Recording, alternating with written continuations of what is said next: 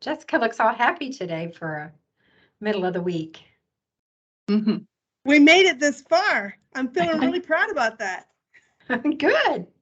Well, I'm excited because if you look outside, it looks like it could snow at any second. So I'm kind of You excited. go away, Doug Smith. You go away. It's chilly, that's for sure. Lola, I told Josh today, it went from horrible cloudy this morning to not a cloud in the sky, and it looked beautiful midday. And now it's like, it's going to blizzard, I think. So. Oh, I hope not. I agree. You got to drive home. I know, but I just got new tires. I'm ready to go. Well, I was just I going to can say, whip through that snow now like no other. I have just about 70,000 miles on my Ridgeline, and it's time for tires before winter. So I was like, I got to go get new tires. Yeah. I had to replace my axles again. Hopefully it will work this time. Yeah, did struts about 3 weeks ago. Well, you got a brand new car, Lola. No, I don't. I wish. Oh, now I do. You're right. Yeah, I'm feeling like it, but. Well, my goal is on that Ridgeline to hit 300,000 miles. So I'm at 270. No, I'm at 170. Oh dear. Yeah, that's plenty. That's too much. Could probably join the club. What did you have on your old car, Kathy? My last two, I've gotten rid of at about 190. Okay, I knew it was close to 200, but I wasn't for sure if you had hit it. Yeah, that's impressive. And they both made it over 200. My nephew had one of them and sent me pictures of it going over 200. So my husband's driving one right now that has like 260 on it. Wow. We may drive them till they die. They say they're supposed to be able to do that, so that's good. So I don't know how many more are joining, but I'm gonna just get started. I'm on the phone, but I can't get on the computer. I can't see anybody. Okay. Gordon. Hi, Gordon. Hello. And I can hear everybody. Gordon, tonight we all made signs that say, "Go Gordon." You won't see any of them. Drat. So just a couple things before we jump into the annual meeting talk. I wanted to talk first about the annual report. Kathy, can I ask a question? Is this an official meeting? Do we need to call to order and all that stuff? Oh, yeah, we probably do. Brad's not here, so I just kind of jumped over all that. So yeah, we probably should call it to order. We're called to order. Yes, so first motion will be to approval of the agenda. So if everyone would take a peek at the agenda, which is annual meeting report, and then also preparation for the annual meeting. Is there any discussion? All right, if you could unmute and say aye if you approved today's agenda. Aye. Aye. And then anybody who's opposed, please unmute and say no. All right, so our agenda carries, and I think based on that, we'll worry about minutes at another time because that's not critical for now. All right, Kathy, jump in. Actually, before we go on to that, I do want to bring up something in the minutes from last time. I did review the minutes, and Rosie, thank you so much for doing these minutes. It is very much appreciated to have them out there. When I read the minutes from last time, around the conversation with Matt and him saying that, we weren't really going to do anything because of the way our finances were currently, and he couldn't in good faith do anything with the way our budget is now or the way it looks to be next year. I just wanted to make sure that that's really clearly reflected in the minutes, and the way the minutes read here. Says, based on the district fiscal reality of losing enrollment and the impact of that to our general fund and budget for next year, the district is not going to be changing contributions to DMTRS. Fiscally, it's not possible. So the district ended with 5 options, and then it lists the 5 options. And that's the piece that made me a little, have a little pause, was just that it sounds like we're not going to do anything, but here's the 5 options we're going to do.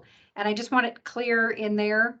And I don't know how to, excuse me, that right now we're not proceeding forward with any of the options given our financial reality. However, we are doing the actuarial study and we're positioning ourselves. But right now, given Matt's directive, there's no plans on immediately moving forward.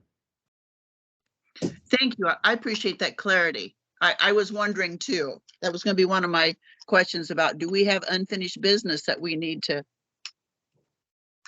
deal with or move on to? And that clarified it. Thank you. Okay. And I have just on that actuarial study, I have worked with Larry and Gallagher. They are beginning the study and have a target date of mid-November to have that completed. They had to wait until we got them done with the district audit before they could roll into that process. So they are working on it, and I am having them do all participants, not just those age 50 and above or 50 and under. And that way we are positioned in case anyone would have a concern over, well, I'm 52, why didn't you move me? This way we've done everybody and we can see if there's a natural break in the data. To do everybody does not increase our costs that much, and I just think it's a smart idea. So that's where we are on that. I just have a question. Can you remind me what the actuary study is doing? Is it related to moving active members over to IPERS? Is that correct? And the groupings? That is correct. It's trying to see if there's a clear-cut break as to where who's it's advantageous to move and who it's not advantageous to move. Looking at would a move to IPERS advantage or disadvantage people based on normal retirement age, based on retirement. I'm having him do a couple different retirement ages too. Under Des Moines teachers, you can retire at 55. And so having him look at 55, maybe 60, 62, 65, so we can see, you know, if everybody waited till 62, is age 52 the right break? You know, I just don't know. So we're having him Sure. do more options than less. And that way we've got all the data and we don't later on go, oh, gee, let's have him go back and do this. And then we have to wait another 2 months to get that data. So that's the goal, is to have it as much information as we can possibly have by mid-November. Thank you. Any questions on that? What's the cost of that study? Oh, I knew you were going to ask me that and I forgot to look.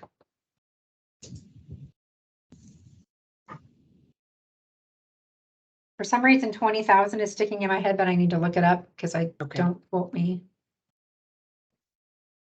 That's the number that sticks in my head too, Kathy. Okay. I have too many numbers in my head, and to be honest, I can't keep them all straight. The cost, let's say 20,000, and their goal is mid-November.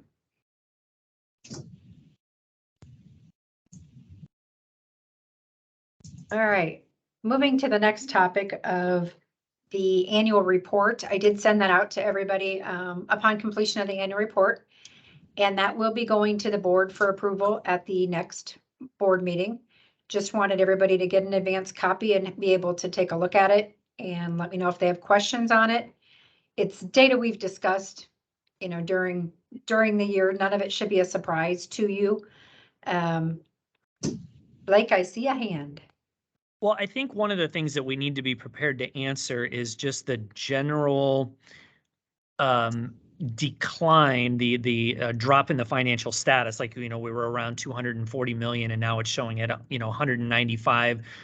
What does that actually mean? I mean, was there $45 million in lost, I guess I'm going to call them realized or real dollars? And I know that that's not actually the case, that part of that is that notion of how bonds look. And if you were to cash out today, what it would mean. I just think we need to be able to explain to members, because if you just look at that report, it looks awful.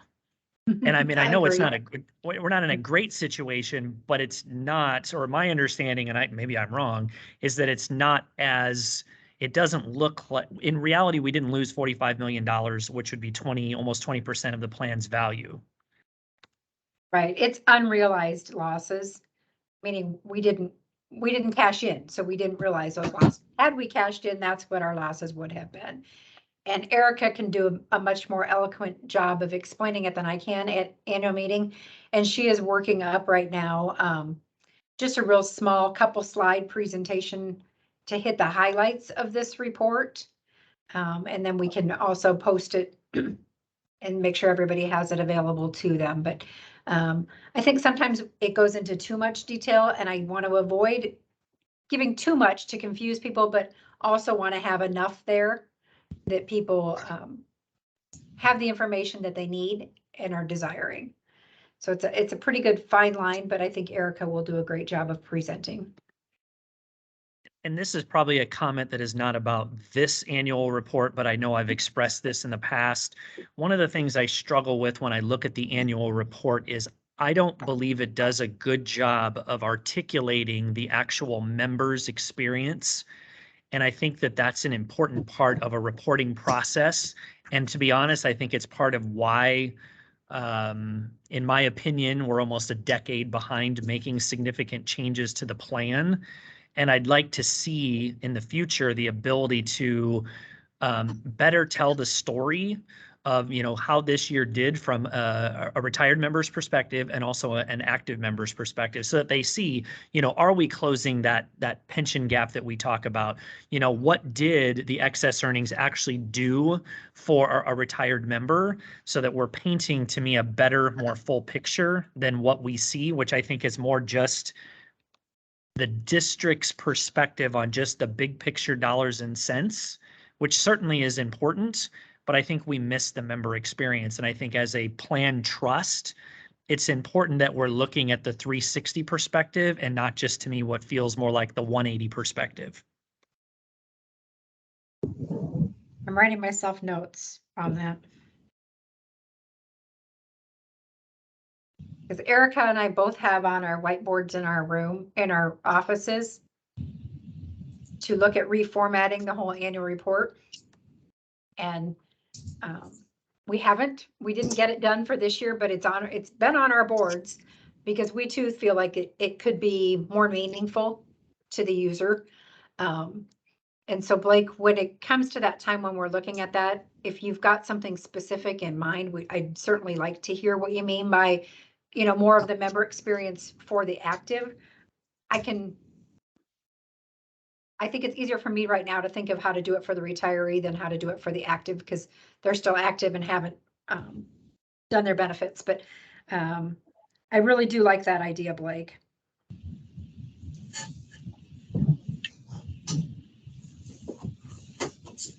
Did everybody get a chance to review the report itself? Mm-hmm. Yes. I think like I said, I think it's pretty much what most of us had expected. You know, we know that our active trend is going down. Our retirees have stayed about the same.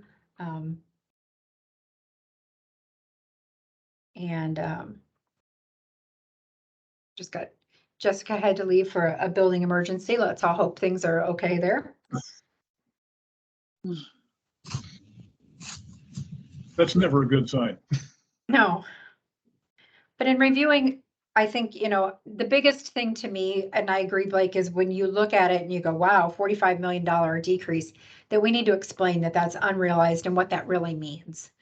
And so I'll make sure that we do that for the annual meeting and do it in terms that should be easily understood. And I have a question that maybe is somewhat related, and Alan, I may push this into you, is are we seeing any short-term changes in some of those investments, as I see that there's a lot of opportunity for short-term investments right now to do better than some of our longer-term bonds?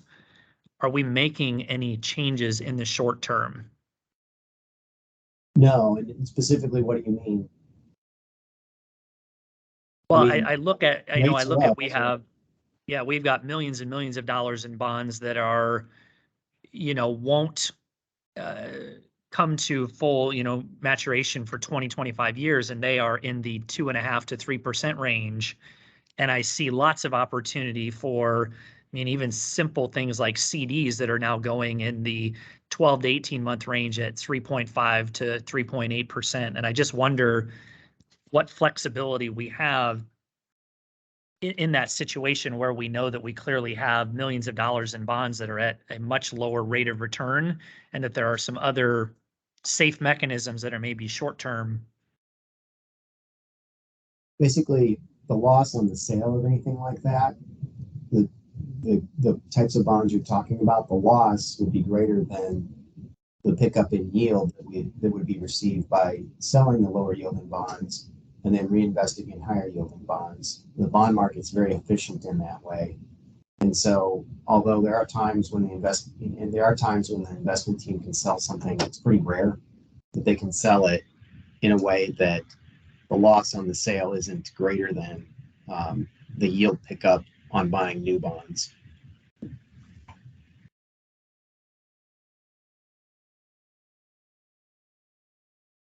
Did that answer your question, Blake? Are there any questions on the annual report before we move on and start talking a little bit about the annual meeting?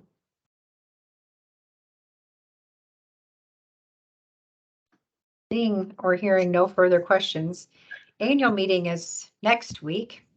And all of a sudden I looked at my calendar and I'm like, wow, it's already next week. Trying to just make sure that we have things prepared. It will be at Kurt's. It will be in person, as well as there will be a streaming link. We're hoping that all works successfully. They were supposed to be testing that this week to make sure everything works. Obviously, those individuals who are doing it via streaming will not be able to actively participate. They will be able to hear, but not to converse. So if anybody asks you that, please let them know that. We've had a couple retirees call in with that question. As far as the agenda for annual meeting, typically we do very similar. We do a quick rundown kind of the annual report, talk about the demographics of the plan, where the plan stands. BTC usually does a very short little talk on the investments, and then open for discussion. The last years we've talked about kind of the future of the plan, and I think we need to have a small session on that as far as these are the things we've done. These are, we did the TCG study. We've looked at different options, but right now, and be very honest with them, very much like Matt was, right now, given our financial situation, we are not currently moving forward with anything. However, we are doing the rest. We are doing the actuarial study and looking at things like that. I don't really want to talk in the annual meeting about moving to IPERS because I'm afraid that could be misconstrued. And I don't want people to just automatically leave thinking that. I think we're looking at options and conducting an actuarial study to see what of those options are viable. And kind of go with that. Blake, were you going to say something? Yeah, I think one of the things we have to be prepared for, and I'll say this because I think it is, I hear this notion that, we don't have any money. Okay. Now I'm going to disagree right off the top that this is a budget priority issue. This is not that we don't have money. And I don't want to have that argument here, but I think we're going to have to be able to explain to people that as we're talking at this point, moving people to IPERS, we're talking about a very small number of people, and we're talking about a very insignificant, in my opinion, amount of money. We're not talking the millions and millions that we were talking before when we were actually going to move everyone over to IPERS with their years of service. And so I do think that somewhere someone's going to need to explain, are we literally saying that if this study comes back and there are, I'm just making up a number, 40 people that it would financially make sense according to all of our analysis to move diapers, that we're willing to say that at this point in time, putting $800 or $900 this year times 40 people is a deal breaker. I think that whether we're the ones who have to explain that or someone does, because I think there's this huge gamut of, we've had discussions about multi-million-dollar options. Those are much easier to say, yeah, you look at our budget right now, it's clearer to explain that that's a no. But when I'm coming back to an option that might be $20,000 this year and an ongoing 20 or 25,000, that's a very different conversation. And I think that's why I'm not sure what in our last meeting, that whole discussion about we're not going to spend any money, we're not going to go forward, but yet we're still exploring 5 options. I'm going to be honest, that was a question that I emailed because I did not understand where that meeting left. And so I appreciate hearing your clarity on it.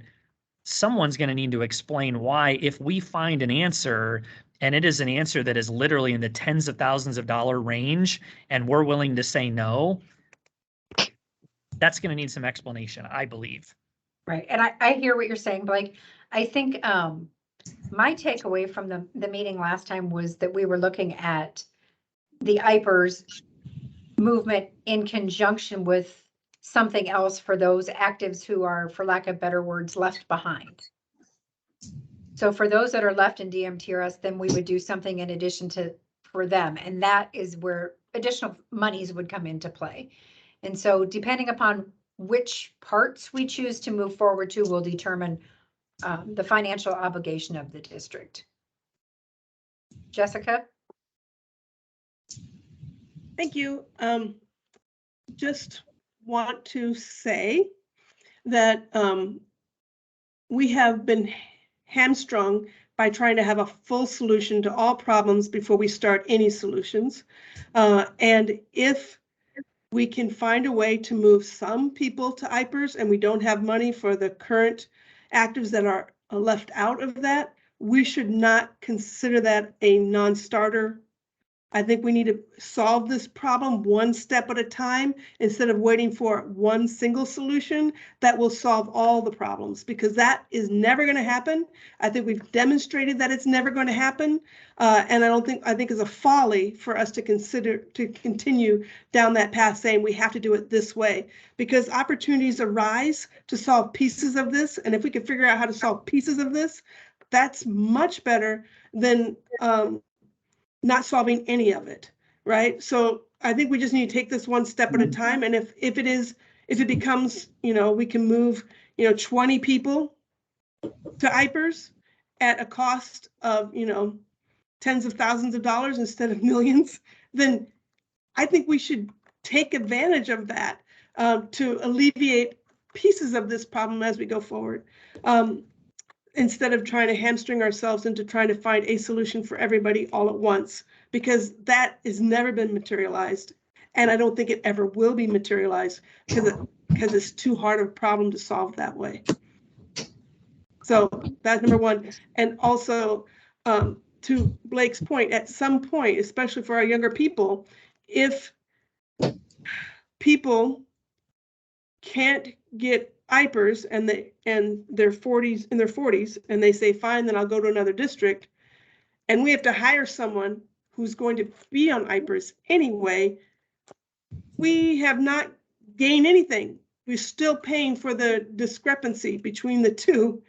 We just lost a person that we know and trust with our children for someone we've had to now had the additional expense of hiring and perhaps even training them, for example, if they're an AP teacher, for example. So there's a cost there that wouldn't be there if we could just move some folks to IPERS, is what I'm trying to say. So I just want to put that out there again as just a thought. And yeah, thanks. And I'm hopeful that the actuarial study will give us where those breaks exist so we can move forward. So we're working towards that path. I know it's a long haul. So we're working towards that. So I think in annual meeting, we can talk about where we are with that.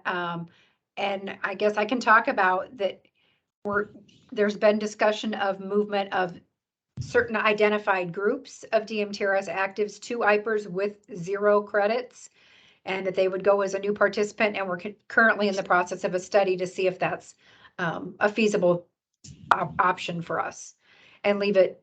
Is that a fair way to state that? Yeah, I think so. And I think then the second part of the pie, Kathy, which again, it doesn't have that general fund implication, is what can we continue to do using the management fund, and what I think has been a very let's give ourselves some credit, a brilliant strategy on our part to use that retirement incentive vehicle to try to provide as much resource for people. You know, we know we have the one for this year, but I think we need to explore and clearly define through Mr. Smith and the school board, how do they want to see that going forward, and what can we do as a committee? Because I'm going to rewind back to my very first advisory board meeting, which was, not that I was keeping track, but 2 years and 11 months ago. We made a motion and basically said the retirement incentive structure is the absolute best, smartest thing for us to do, period. Even though we can't make those commitments guaranteed, that's, you know, that's going to come up. If I'm one of those people that Jessica said, hey, we can't do something for everyone, but boy, if as a system, whether it's this advisory board, Mr. Smith, the school board says, we at least want to create a mechanism where the conversation occurs so that then there can be a decision to say, does it make sense? You know, we're not losing people too early in their career, because right now retention is important, and the management fund can actually shoulder it for us and it makes sense. Like we're not trying to make someone go, oh gosh, DMTRS was amazing, now all of a sudden I'm getting $1,000 a month more than IPERS. That's never going to happen. I can dream that, but I know that that's not, you know, that's not our reality. And I think that's the second part that people are going to ask about during that annual meeting is, where are we at with the retirement incentive? And I feel like we've had those lots of discussions, and I hear lots of people saying it sounds great, but it seems like, well, we did it this year, so now we need to create a mechanism that it's an ongoing conversation, I believe. I think it can be an ongoing conversation. What I want to be very careful about conveying is that there's any guarantee to it, because I think we've all been party to some of those conversations within the district where people felt like there was something guaranteed to them and then it was later changed, i.e. the old sick leave early retirement component. And I don't want to go there again. And I don't think anybody here wants to go there. So we just need to be very careful in how we word that, so there isn't an expectation. I think we will continue to have those conversations, and we realize we've been able to do this in the past, and would like to be able to do things, but again, that is not our choice. The approval is the school board's approval.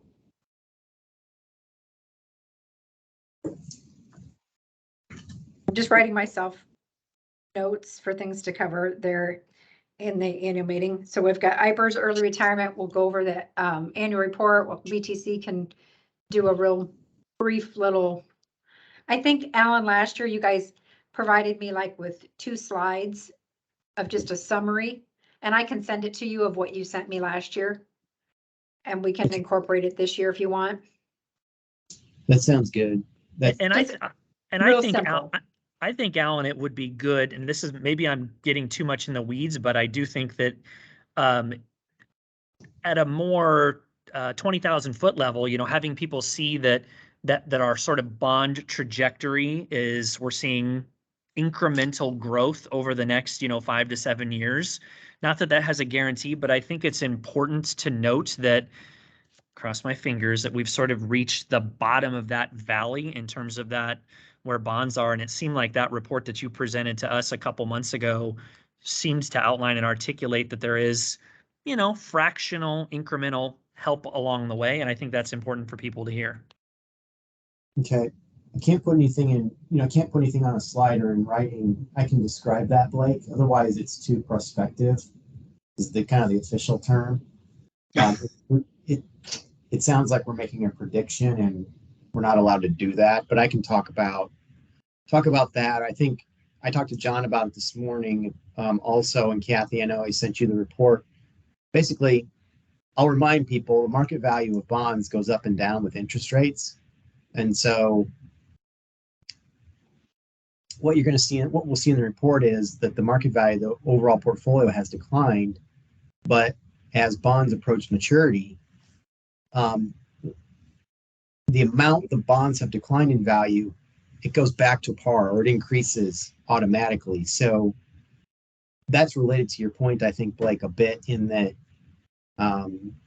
we haven't had to sell bonds in this portfolio. We don't expect to have to sell bonds in this portfolio. If we saw something that was a good opportunity, to your point earlier, we would, but bottom line is the portfolio is very stable, and it's expected to grow with the markets in the future. And in the short term, the markets can be very choppy, but in the long term, the equity market, it's not unique, but the equity market is expected to continue to grow.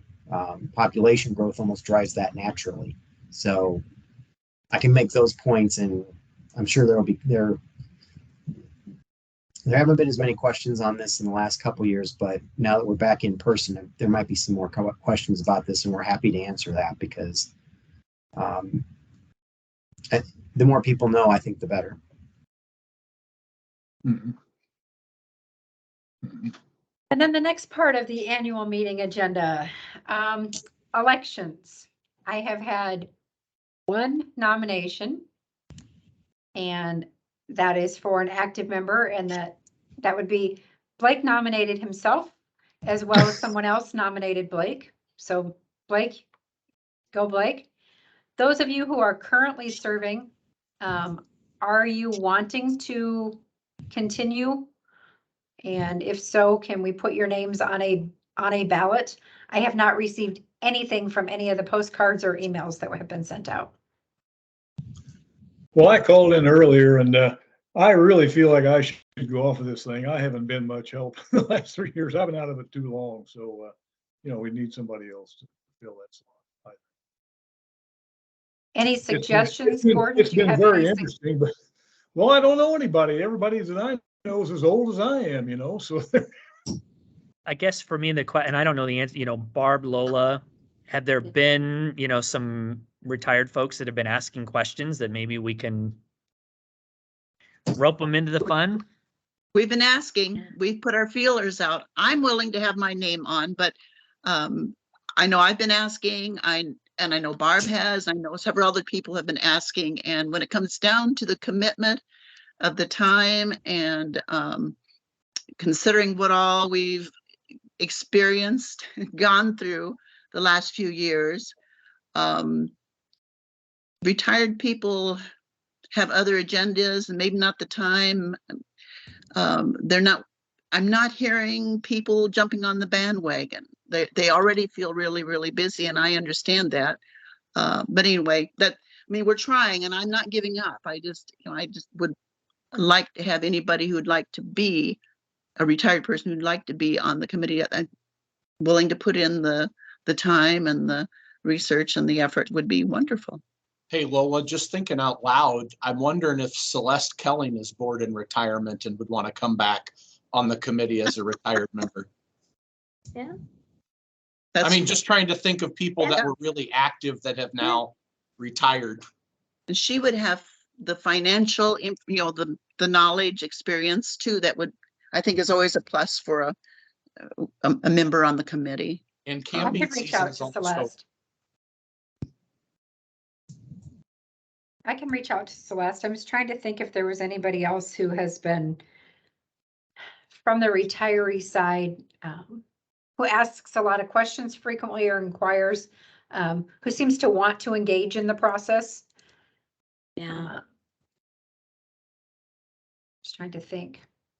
Perhaps we can look at the attendance logs for our Teams meetings to see who shows up regularly. Sure. And if they're showing up regularly anyway, maybe they want to show up as a board member. And I'll look at some of the emails I've gotten and to see if there's anybody there. And I'm willing to continue to serve. Thank you. So far I have Barb, Lola, Blake, Jessica. Jan, where are you? And she on? No. I'll have to check with her. I thought I heard Jan say that she did not want to run again, but Okay. I think you should check with her to confirm that. Okay. And if she is not interested, do you guys, active members, have anybody that you can think of that's someone who would benefit from the process and help us as well as engage in the process? I think that's really important to find somebody who really wants to be an active member. All the retirees I know, or too many of them, are as old as I and a lot of them are gone, I'm sorry to say. Well, Gordon, you're only old if you feel old. You're doing great. Well, in that case, I'm 137th. It's been a tough day.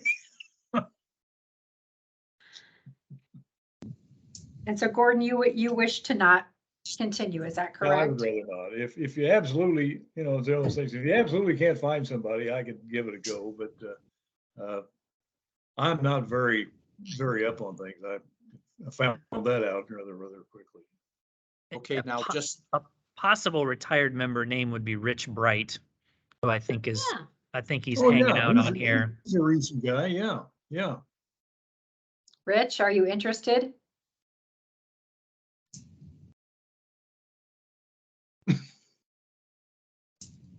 now he hasn't been retired that long. He knows how to hit It's- the unmute button on one of these. Yeah, Yeah, it's sure, really why fun, not? Rich. It's really fun. Put All my the name beautiful on the people are ballot. doing it. He just threw in a why not. I Yeah. think that's a Okay. yes. That's a Rich Bright Yay. yes. There you All right. go. Yeah, he's more current. He'd be all right. Okay. Plus, you he's an want- industrial arts guy, so that's always good.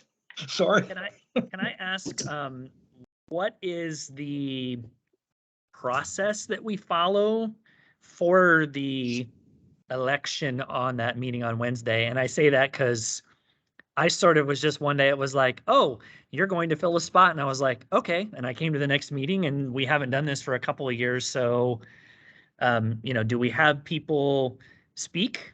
I think it's important. I mean, even if it's only, if the election is just the formality of, I just feel like that would be nice to have people, be able to hear and ask questions, and then do they vote? I assume some way, shape, or form. And do you have to be present in order to vote? So only those present will be able to vote right then. Yeah. And then we will, if they complete their name, we'll cross them off and then we'll send ballots out to those who did not vote. So people aren't double voting. It's going to be a little bit of a process, so bear with us on this. I also want to talk to you guys about terms because we are so behind on this whole election process.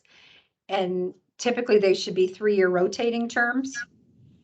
So do we want to go with, I think we did this a few years back, the person that gets the most votes gets the 3-year term, then the 2-year, then the 1-year. And if you're tied in votes, then we'll, I don't know, have some type of decision on how to do that. I was going to say, if let's assume I'm elected, I'm happy to be a 1-year term because I may only be a 1-year employee, to be brutally honest. I don't And really so if like it to hear makes- that. Well, I mean, resolution is needed, or I'm one of those people that Jessica was directly speaking to. I mean, it just financially does not make sense. And if the district can't help those of us who are younger, I'm going to encourage all of us to leave, to be honest. But I'm just saying that might make some sense. If you have to create a dynamic of a 1, 2, 3, it would be to place, I don't know, me in the category of a 1-year elected spot, and then somebody else could be in a 2-year term and someone else in a 3-year term. So do you I think like on the ballot, we should put 1, 2, and 3, or do you think we should? No, I like your idea. The ones who get the most votes gets a 3 and then a 2 and then a 1. And then, for example, let's say that Blake was elected with the most votes. And he's like, well, I won't be a 3-year term. I think I can only do a 1-year term. So we put him down to the 1 year and boost everybody else up 1. Okay. So in other words, we wait, we get all the ballots in, then we discuss at an advisory committee meeting and say, here's where everything came in. Are you comfortable with serving a 3-year term? Okay, no, you move down, you move up. Okay. Do you want me still to reach out to Celeste? We do have 3 candidates for the retirees. Would you like me to reach out? So we have 4. Doesn't matter to Yes. me. Yeah, so she's a good person. I'll I'm ask gonna her, see if she wants to. I actually feel like, Kathy, that we need to do the reach out and not you. Okay. I feel like that's a little, I think that's our responsibility. I don't think that's yours. I think that's maybe an overstep that's not intentional, but why don't we do the reach out to Celeste instead of Okay. you? I'll gladly let you do that. I figured, I get it, but I also think it's one that I wouldn't want someone to come back and say, oh, this person was selected because, yeah. I think Okay, let's let appreciate us as that. the members do that. And then any actives that you guys can think of to reach out to. And then I will try to have, if you could let me know by, let's see, the next meeting is on Wednesday, annual meeting's on Wednesday, so Tuesday sometime, so I can get a ballot prepared for those who are in attendance. And then we'll send one out to those who are unable to attend. Do they have an option for a write-in? Is We'll that- put one. Okay, I figured that, and I'd rather have all the names there, but I just think if someone at 3:59 on that Wednesday is like, this is my thing, go team, go. And then To your maybe earlier just because question, you don't Blake, have- about whether or not we have people speak, we've never done that before because it's usually difficult to get people to volunteer to serve. But that doesn't mean we shouldn't do that. I think there's some validity in understanding that these positions are elected and that our members are choosing who's going to represent them on the advisory board. It's not a hereditary thing. It is not also something that you could just get guaranteed to be on it as long as you continue to choose. I think it's important that people understand it is an election. I think, Jessica, what I was going to say is the same thing of we've now done it this way twice. So maybe let's formalize that so people know what's being asked of a member and kind of what the ground rules are for, do you speak, do you not speak, what do you do? You know, because those are all questions that come up. So.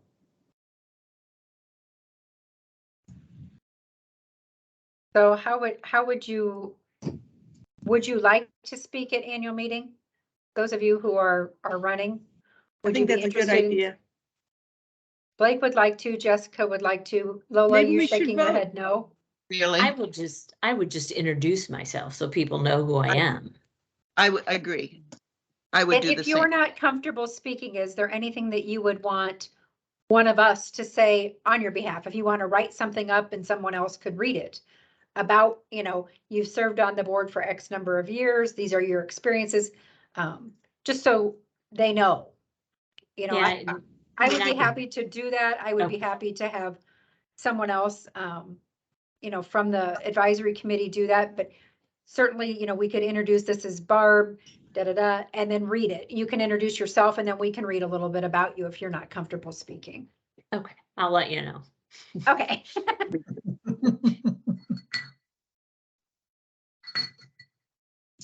So I will put that on the agenda as well. I think we can conclude with that portion of the agenda and then they can vote and proceed on their way. Anything else you feel like needs to be included in the annual meeting agenda? I feel like in the past, especially these last couple years when it's been all virtual, quite honestly, the meeting, nobody gets anything out of it, and I want it to feel different. Yeah. If people are going to attend and take their time, I want them to get something out of it. Forgive me if I missed this. Are we providing something written to people who do come in person? As far as what, like, excuse me. Maybe kind of a high level, like a notes, a summary perhaps of what's going to be talked about so that they It's like kind of an have that. agenda. Yeah, kind of, agenda. I just was thinking if we gave people something there and then that's something that could also then be forwarded out to people if they weren't able to attend, we could email it to at least where we have some email addresses. I don't know if that creates a little bit of more substance to it rather than just what kind of feels like maybe a talking heads meeting. That's an And idea. I don't know if it's a good one. Last year, we had a very brief PowerPoint that did kind of a very high level summary of the annual report and then BTC's couple slides. I'm wondering if something like that printed, but maybe, maybe not the whole PowerPoint slide, but you know, more just the content of it printed up might be helpful. Is that what you're thinking, Blake? Yeah, I'm thinking that, and then even perhaps on the bottom of it, whether we wanted to use your email address or wanted to create a generic one as a place for people to follow up. Because sometimes when you're in the moment, you have no idea what all those numbers, you know, were and meant. And a week from now, if people want to ask questions, you know, that we give them a contact way, whether they want to ask it of the plan administrative side or the advisory board side of it, like to forward to the advisory board members, like, this is something I'd like to see you all discuss or respond to. So we're creating another, you know, communication mechanism.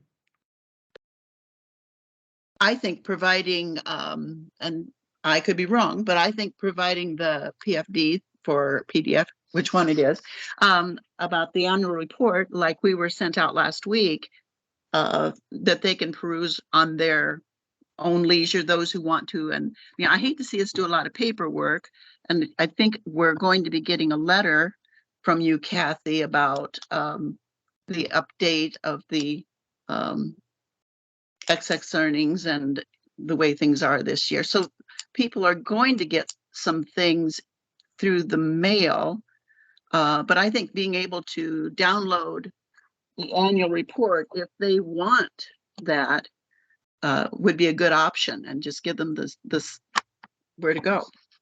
And Rosie, I have not gone out and looked. Did you happen to put that out on the site at all? I think it's in the meeting. I have to check again. It went But to I us worked- separately, but I didn't see it on the, but I could be wrong.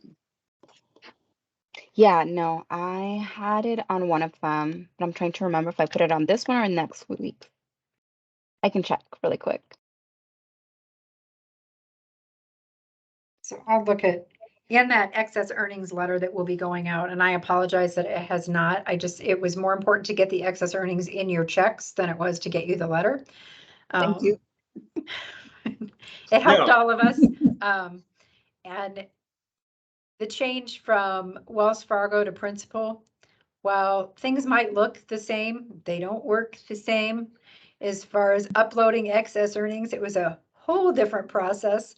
So I'm glad we got them in.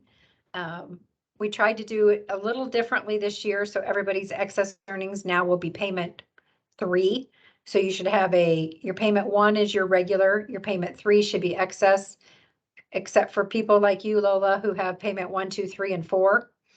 Because you would have yours and your excess, and then yours as a spouse, and then your spousal excess.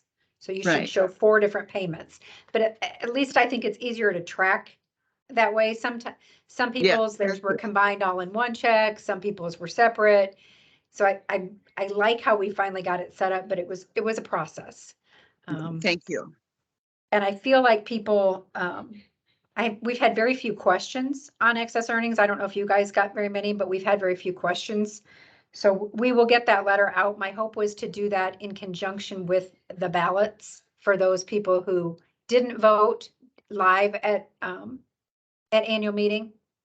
So I don't have to do 2 separate mailings. Thank you.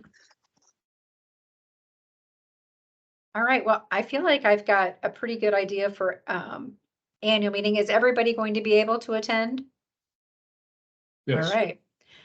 I will plan on, if you want to touch base with me by Tuesday to let me know if you wanted to speak or not. Blake and Jessica, I have you both down as wanting to. Barb and Lola, if you will let me know. If you want to, Rich as well, since you are a nominee, if you would like to speak. That would be great. And then if you have any other nominees that you want added to the ballot. Other than that, I think we have a plan. Yay. Hey. All right. And then Thank See you, you Kathy. I see just Rosie's added update. yeah. I just added that annual report to next week's meeting as well. Okay, great. Great. And then Thank just to you so confirm, much. yep. Okay, thank you. And then the meeting for everybody is at Kurt's Mhm. at 4 o'clock. At 4 o'clock. Yep. Okay. Make sure you have that door unlocked. was gonna say enter on the west side, not the main entrance, right by the parking lot. Okay. So maybe we'll have everybody standing out there waving so people come in the right door. Getting close to Halloween, Kathy, we're gonna put you in an outfit and have you out there in like in one of those inflatables. I can do that. Oh, dear. I'll wear an inflatable. I really thought, Doug, that was a great job for you, but Ooh, I'm I'm mad. That's sure how I many was on gonna this get call some would agree. votes. all right. Well, thank you guys for your time and I will see you next week. see you next week. Thank Thanks, you. everyone. Huh. Bye, Bye-bye. everybody. Bye. Good night. Good night.